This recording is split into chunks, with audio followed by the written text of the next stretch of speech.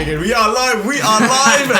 Welcome to another episode of Live Lunch, Season 2, episode number 7. We have a debuting guest with us this week. A very, very exciting guest. Has my wife joined? Yeah. And your lovely. wife has joined. Phew. Great. We have the wonderful David Brading with us. David Brading I would have said a lifelong Arsenal fan. But he's a lifelong Arsenal because he swapped teams. What did you feel like? You just brought me here publicly to shame me. Is that how this has gone? And Arsenal lost the Europa Cup final. Must have been a difficult week for you. And Spurs lost it, so everything was redeemed. There's mixed feelings. Yeah, that's great. But we've got David Brading with us. David leads our Emmanuel site that meets at the Villas, the building that we're in at the moment. You've led it for I'm supporting the new Villas. 3 years. He branded is t-shirt. supporting an ATV branded t-shirt. Looks really cool. Made by your sister-in-law. Well done. Yeah, and the Good designed Tea by Company. you, I guess so. We love the Good Tea Company. We're big fans. Ethical clothing, organic clothing. They are amazing. Anna Brading, our good friend. And a sister-in-law Brading. David Brading is also married to the wonderful Anna Brading, who I'm a big fan of. I was going to say some wonderful things about her, but let's move on. You lead the site that meets at the Villas. Yes. And you're also a director in part of our commercial business. So you help manage the 2 commercial properties that we own, responsible for the business. So you juggle a lot. Yeah, I guess the lettings and the coffee shop and stuff that happens in the buildings are help oversee those, and lead the site that meets here at the Villas. I'm just trying to work out how many years it is. I think it's coming up to 4 completed years. Did a year working as a full-time teacher and leading the site, and now about to complete 3rd year full-time on staff. So it's been fun. So last Sunday was our gift day Sunday at Emmanuel. 3 times a year we raise money for different purposes. This time it was to support the new churches that we've started in Europe and in Canada, as well as a couple more new churches that we're going to start and support the people that are going to go start those new churches in Krakow and Belfast. But before we get on to our gift day and talking about Sunday and just hearing a bit more from David, we have somebody who's just come off one of the Glastonbury stages to Live Lunch. The wonderful Megan Lara May is back. Yeah. From Glastonbury. Yeah. Mate, I feel like you've legitimized this show. We've got somebody from Glastonbury on our show. How cool is Live Lunch, guys? To all the 5 people that tune into Live Lunch, guys, you have got something incredible. We have... so tell us all about how was Glastonbury? How was the experience? What was it like being on the stage? You did 5 sets. I did 5 sets. I did 3 on one of the official stages, and then I went backstage and did 2 sets backstage. Who did you do those to? Just artists and different people who are back there. So is that really intimidating? Oh no, I really like it. It's super chill back there. Did you do the hello Glastonbury thing or not? Yeah, I did on the first one, and then I realised, oh no, I should probably stop that. Everyone does it. But yeah, no, it was amazing. And one of my songs, Caribou, I wrote having watched Planet Earth, because it was Caribou. And half an hour after I performed it on Sunday, David Attenborough was on the main stage doing a talk. So I was like, what a coincidence. Wow. Yeah. Did you go up to him and say, David, just to say you were the inspiration behind I wish I could. Hello. Yeah. We have coffees and drinks that have just appeared from the wonderful Villas Cafe team. Thank you very much. I'm guessing food hasn't arrived?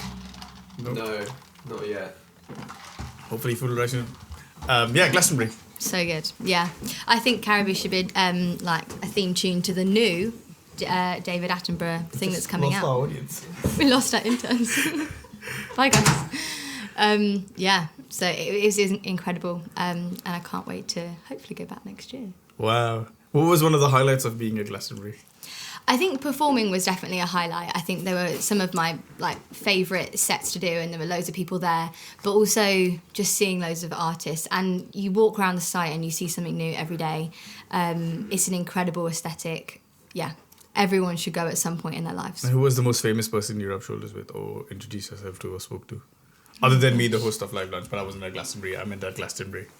I don't think I met anyone face to face famous, but in terms of watching people, I really enjoyed watching Sigrid and Maggie Rogers and Billie Eilish, but she was a bit creepy. She's terrifying. Okay. Yeah, but definitely, if you didn't watch it... Billie Eilish, if you're watching this, we are big fans. She probably... But yeah, no. Watch stuff back on iPlayer. It's good. Yeah. Hey, is your performance on iPlayer? Sadly not. But next year. Next year. I'm sure it will be. Next year. Yes. Did you watch I loved watching that Stormzy gig. Also, friends of us from one of the churches that we are connected with in Enfield, Ezra Collective, were on Glastonbury, and their gig looked amazing as well. I did really enjoy the Stormzy gig. Did you get to watch the Stormzy gig? I didn't get to watch it, but I just watched the Blinded by Your Grace song, and just his face when he's singing it, it's like he really gets to notice like everyone singing these lyrics back to him. And I think, he just looks overwhelmed by everyone singing the lyrics because obviously there's so much truth in them as well. So it's good. It was an incredible set. It raises so many questions, doesn't it? You've got a grime artist who raps the gospel and who his take on Amazing Grace, and just this incredibly powerful song full of gospel truth. And yet you've got to maneuver grime music and that whole genre and the other stuff that gets put out. But our friend Ben Lindsay has written this brilliant article on Premier Christianity. So search for Ben Lindsay. We'll probably drop a link below of how do you navigate grime music and being a Christian and hip hop. How are you talking about good music when food's in the room? I don't understand. Sorry. It's still like. So have a listen to Ben. Have a read of Ben Lindsay's article, which we will add below. It's just brilliant. It talks about how you navigate that conflict. That's good. And artists like Stormzy and other ones who've just been thrust in the limelight and clearly communicating the faith that they have. Yeah. So it's worth listening. It's worth reading. Yeah. But thank you, Megan. That was cool Thank you. hearing about Glastonbury. Let's talk about food quickly. Yes. David has asked us to order food from his favorite eating establishment. Tell us a little bit about this, David, before we jump into asking you. Well, I don't need to pick it up. Spiritual It's just the Golden Grill is the best kebab shop in Brighton and Hove, and whenever there's a choice on food, it's a standard response. Joel Virgo would never let us have kebabs. You just feel like he would frown upon us eating kebabs. But David, you need to be back here more often because I love a good kebab. Anytime. Okay. I'm gonna sit and watch you open it. You're doing a great job. We unpack all this. Wow, there's a lot of food here. So gift day. I guess, David, why do we start churches across the world? Aren't there churches that are already established? Why do we start churches? Why do we send people? Why do we spend time praying, thinking, raising money to start churches across the world? Great question. I guess the best way to answer it is about a year ago, my brother got married in Australia, and just remember flying back actually from Australia. It's a 24-hour flight, I think, in total, and I just at one moment just was picturing in my mind the, I guess, billions of people that we're flying over as the sort of plane is taking hours to circumnavigate the globe. And I just remember it hitting me quite hard that just the sheer amount of people on the planet who need to know the good news of Jesus, because I do believe, I'm convinced that the truth and the hope that the gospel holds out, Jesus' saving and redeeming power, is the hope for everyone. And there's just a literally billions of people right across the planet. We've just started. We're just scratching the surface, really, with where Jesus wanted us to go, which was to the ends of the earth. And I think it's our mandate to do until he returns is to start churches right across the globe and, celebrate the good news of Jesus. I thought I'd stop while you're mid-mouthful and make you look awkward. Thanks, mate. That's all right.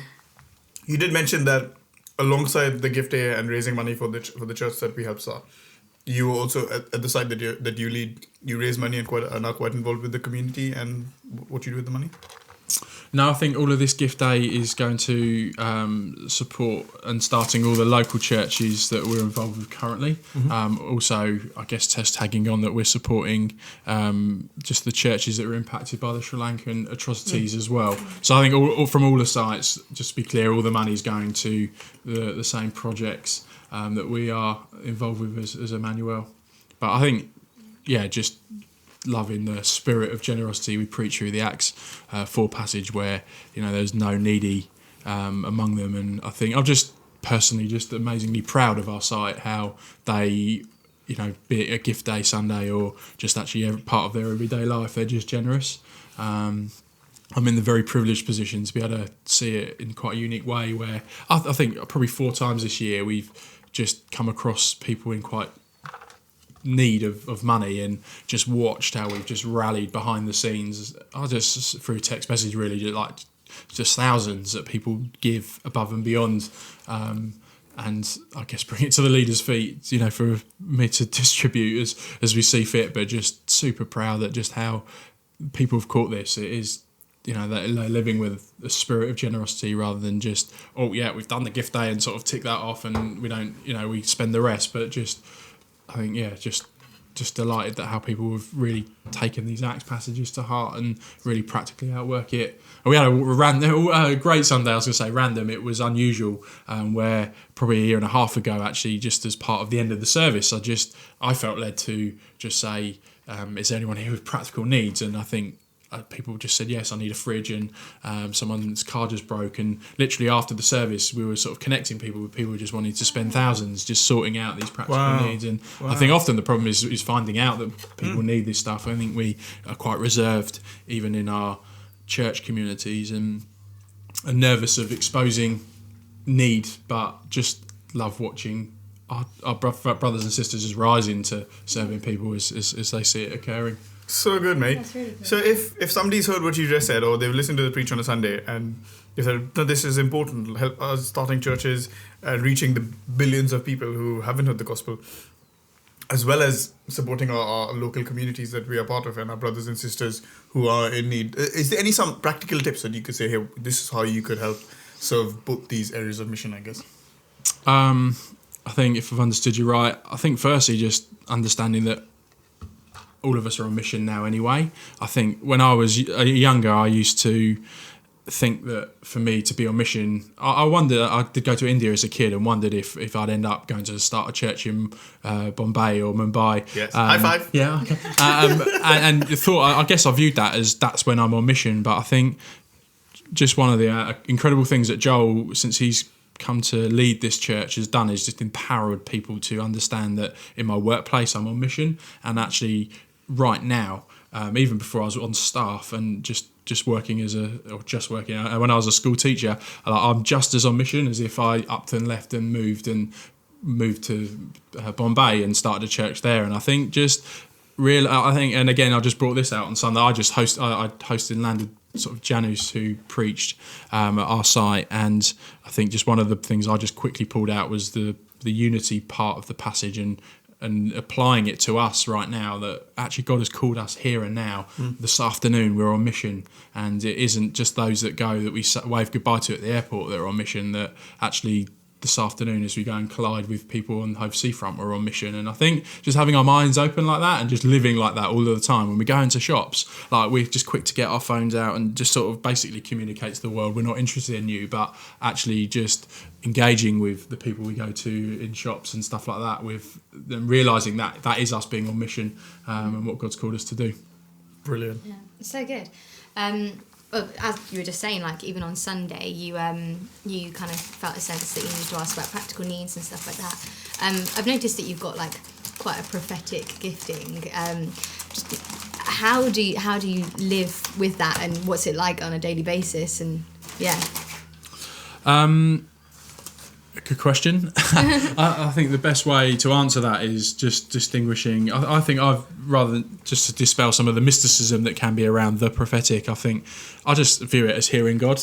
I think it's learning how to hear God. And I think even Acts, again, is really clear that he's poured out his spirit on all people, and sons and daughters will prophesy. And I think even the servants, it says. And I think, therefore, just an expectation that, again, in this new covenant that we live under, it isn't just the priest who is the unique person who hears, or the official, inverted commas, the prophet that hears God and speaks to people on his behalf, but we can all hear God. And I think just training ourselves to hear the voice of God, and it comes in different ways. I think just through reading the Bible and him sort of reading it there, but I think there are other ways that you can learn even in prayer, to hear God's response. And I guess just learning just to hear and distinguish his voice is just something I've tried to learn and develop over the years. Yeah. Has there been anything specific that's been like monumental in this church that you've brought and felt God tell you to bring? I guess a couple of things. I think one thing that was quite public was a while ago I shared a scripture from Isaiah that strengthen your stakes, lengthen your cords and spread out to the left and to the right, and felt that was God's voice to us as a church, that we shouldn't hold back in just pushing on with growing and expansion. And bizarrely enough, someone else brought exactly the same scripture and said the same thing. I brought it on a Wednesday and they brought it on a Friday night, and I mean, it is coincidentally it was my dad who brought that, and I think. You didn't have a conversation. No, I didn't like texting. Dad, this will be a brilliant one to line up. It'll make it look great. Guess what I just said earlier today? No, but I think, so that would be something I guess has shaped us, and we reference it sort of every now and again. But I think it's a good thing that we hang our hat on, even as elders. Like, no, let's keep pushing on with what God's got for us. Yeah, that's amazing. We've actually got a question from Canada. Yeah. Can I just ask one question go for it, before that? Is it related to what David's just said? Carry on. So I think sometimes this is my thinking on this is you can feel quite the prophetic is being inspired in the moment, and being in a meeting, being in a place of prayer and surrounded by other Christians. But do you feel like that's your experience, or does sometimes God give you something in the quiet whilst you're preparing for a prayer meeting, or in the week, or maybe in the weeks in the build up to a gathering, and you feel like this is God's dropped this in my heart. Now let's see how it shapes and then develops, and then you bring it, or is it not? It mostly happens in the moment. So I feel one of the gifts associated with just hearing God's voice is the gift of word of knowledge, and it's often, again, just look at Jesus as a good model of, he used that, with the woman at the well, and I think you haven't got one husband, and I think often I've found that those gifts that I've tried to sharpen can happen outside of the meeting. I used to just have a book that I'd write stuff in ahead of time, and I think often God would remind me in the meeting, just bring my attention to one of those that I've written down. I think we had one recently in our site where I felt God talk to me about someone who'd lost a ring, so just very obvious. And I actually felt just to share it in our prayer meeting that we have before the Sunday service, and someone said, I had a dream that was similar, and they sort of shared what their dream was, and they felt it was about a particular person, and I said, who was the person? And they even had a name for the person, and so at the end I ended up sharing it on the Sunday service, and as sort of two separate sort of things. I think this name might be significant, and someone here who's lost a ring, and it actually turned out at the end that it was someone whose middle name was that exact name that had lost the ring. And so I think sometimes just God speaking outside. And I think, again, the great question, I felt like the word, sometimes when, why does God do that? I think it can be to find the ring, but actually I think that even prophecies and words of knowledge are actually for the scripture says for the building up and encouragement. And I felt like that was more just God using it to identify someone that he knows about, sometimes a disappointment around that. And I was able just then to, prophesy over that person and pray for them. And I think often that's more how the usefulness of those words in those situations is more just God identifying someone that he knows on the planet right now, he knows about you. And I think sort of words of knowledge really help do that. So no, they didn't find the ring. I've not asked actually, so I can't actually answer it. Sorry. We had a question from one of the 5. 9 right now. So hello from Canada. Would love to know how you weigh up local need versus global need. Ooh. I think speaking as a church, hello Canada, by the way. I think we do both. I think as I've just highlighted, we have planned times where through the year we have 3 gift days 3 times a year. So one of them we particularly focus on local needs and giving to the poor of our city and working with the poor of our city. Other time, one of the gift days is very much on church planting and more of a global impact. So I just think even just again reading the Acts, it's clear that both are needed. And I guess for a church our size, we get around that by firstly planning it in, but secondly, I think the local need is very much organic, and I think that's more of a people have caught and understood the gospel and just are trying to outwork it on a local scale rather than waiting to be told, right, we're having a gift day on this day. People just get on with it, and they hear that someone's in need, and they've just learned through teaching and through bathing in the gospel of generosity, that's our job to give it away. And I think that's where even giving is something inside. It isn't understanding the scriptures. They didn't count their own stuff as their own, and I think once you have that sort of mentality about possessions that you currently look after, they're not yours. Actually, when you hear someone is in need, it's obvious that it's our job just to share what we've got with someone else, because it isn't ours anyway. So I think, that's what I think on that. Thank you. I think we've got about 5 minutes left. Tell us about your favourite moment at the Emirates. What stadium? For those of you who don't know, the Arsenal football team that David is not so much a lifelong fan of, that is their local stadium. That is their football stadium, their home stadium, sorry. Many good moments. I think I just love watching live football. We could talk about moments that we've shared together watching football if you really want. A couple of times. One actually isn't football. I watched Coldplay play a gig at the Emirates It's totally Stadium. understandable that the highlight of your Arsenal live experience would be watching Coldplay perform at the Emirates. I went to Highbury before and watched Thierry Henry score a couple of goals. I was behind the goal and that was pretty good. Cool. So, yeah. Brilliant. Great question, yeah. Nailed it. Thanks, David. Thanks so much for joining us, mate. Yeah. It's been really fun chatting with you. So, guys, if you have any questions, you can follow David Brading on Instagram. @David Brading is his handle. Yeah, sounds good. I think so. It will be after this anyway. Ask him why he stopped supporting Liverpool, questions like that, or if you want to go church planting, or if you want to get more involved with serving the community, drop David the line, and he would love to get back to you. Yeah, I'm going to answer that by just get serving where you are, get on mission where you are, would be my answer. Brilliant. Thanks so much for spending your lunch break with us. Have a great week ahead, and we look forward to seeing you next week.